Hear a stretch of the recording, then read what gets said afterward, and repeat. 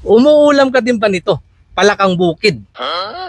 Tag-ulan, anihan pa ng palay, kaya ito nga po sila, naglalabasan. Exotic kung sabihin ng iilan, pero delay kasi naman sa karamihan. Kahit nga po yung mga mayayaman, kung mapapansin nyo, hinahanap na din nila ito sa mga restaurant. Yan nga lang, medyo may kamahalan din. Katulad nga po nito, nabili ko 10 piraso, isang tuhog, 80 baht. So parang naglalaro sa 200 to 250 kung i-convert naman sa peso, 2 tuhog. Kaya yung mga nanguhuli, sa halip na iulam kahit napakasarap, binebenta na lang. Kaya hindi ko na pinalampas at bumili na din ako. Pagdating sa bahay, saka ko lang ito nilinisan. Tinanggalan ko lang ito ng paa at saka ulo, kung sa iba kasama na lahat yan. Pero minabuti ko na lang itong alisin para naman sa mga kanayan natin na medyo maselan. Saka gumamit ako ng abo para hindi madulas, tinanggalan ko na din ito ng balat. Sunod ko itong kinama sa asin upang maalis yung dulas at nang hindi sumama sa sabaw yung lansa. At saka ko ito binanlawan. Naluto ko na nga po pala yan sa adobo sa gata, adobo, sinampalukan at saka yung kilalang batutay naman ng norte. Kaya ngayon ibang paraan naman ng pagluluto. Mga sangkap na ihanda ko na. Sunod ako nag-isa ng sibuyas, bawang, luya para sa aroma. At dito ko na din isinama yung palaka. Naglagay lang ako ng chicken cubes dahil sabi nga nila kahawig lang naman nito yung lasa. Paminta at pampaalat na patis. Patutuyuan ko lang ito hanggang sa masangkot siya. Iniwan ko lang ito saglit para makapanalbos. Buti na lang may ligaw na ampalaya sa malapit. Humingi lang ako ng ilang tangkay. Saka ko kinausap. Huwag kang mag-alala, aalagaan kita.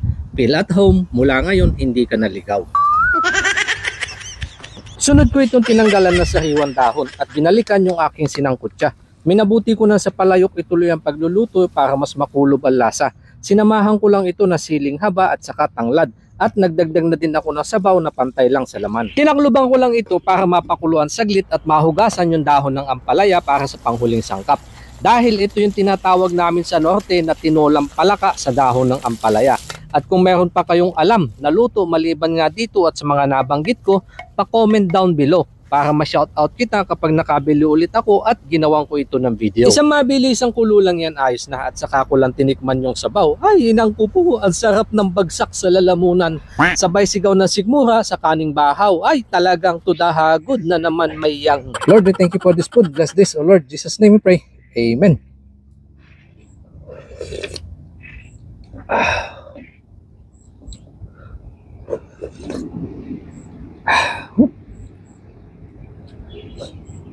Lasa ng sabaw, saka yun hong may kaunting pait. Ang sarap ng kombinasyon sa bibig.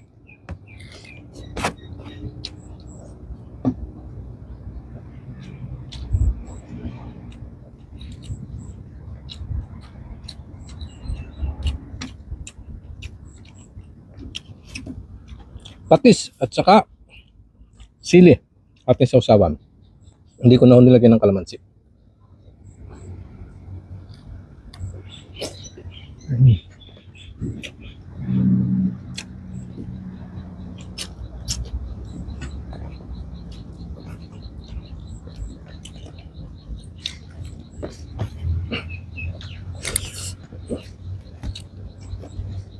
So sinasabi ho nilang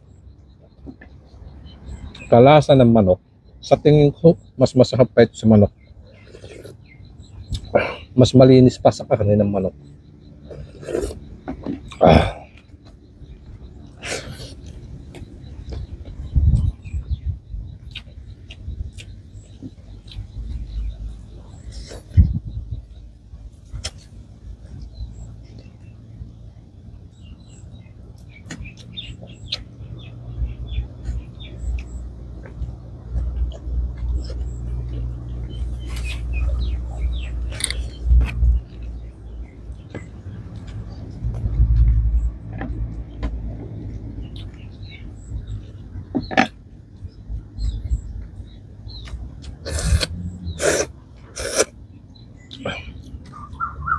Lakas talaga no, tulong ng tanglad sa sabaw.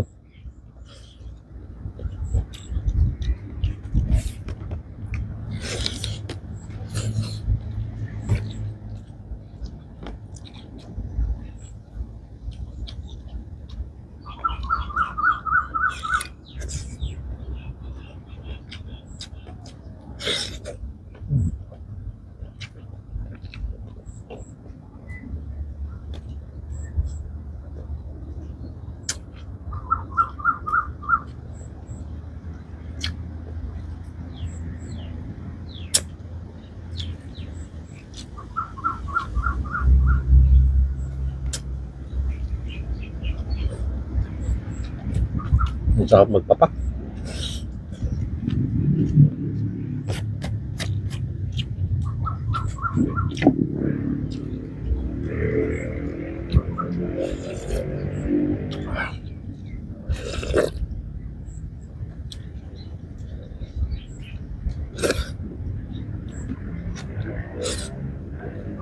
Kala ko ang dami ko na nilagay na talbos na ang palaya. Tahon. Parang kulang pa pala.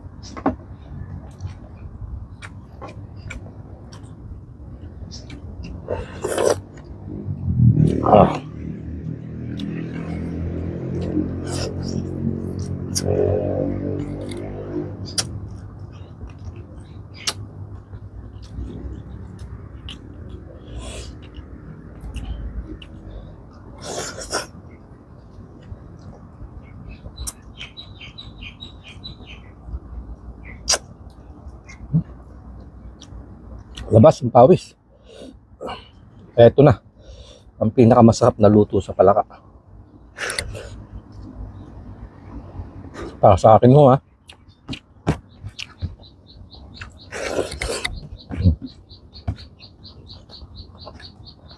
Panulak ko ho mamaya, buko. Kaya maya ako na ho. Inumin yan. Magpapak muna ako, dami pa ho. Sarap.